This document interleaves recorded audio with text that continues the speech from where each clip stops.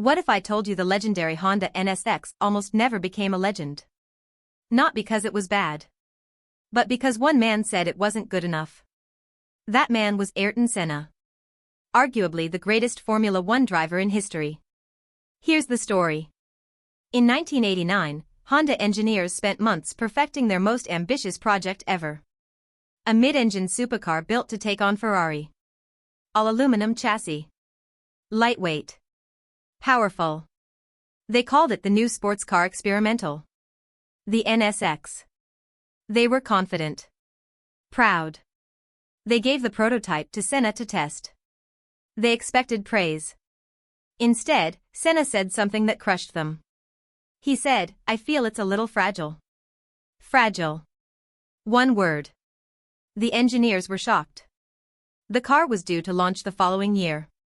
But Senna's feedback was clear: the chassis wasn't stiff enough. So Honda did something insane. They delayed the entire project. They went back to the drawing board. And they increased the chassis stiffness by 50%.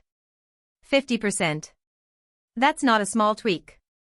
That's a complete re-engineering. And it wasn't just the chassis. Senna tested the car again at the Nürburgring. He gave more feedback on the suspension, the balance, the handling. He pushed the car to its limits and showed Honda what a true driver's car should feel like. The result? The NSX became the first Japanese car to beat Ferrari at its own game. Faster around the Nürburgring than the Ferrari 348. More reliable.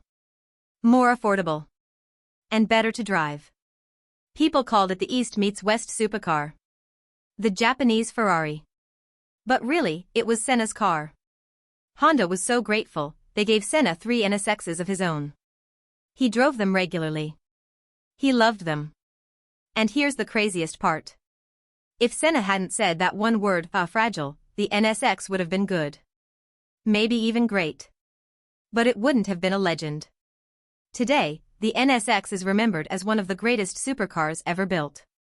And it exists in its perfect form because one man refused to settle for good enough. So next time you see an NSX, remember. It wasn't just built by engineers. It was built by a perfectionist in a helmet. What's your favorite Senna story? Drop it in the comments. And subscribe for more automotive legends.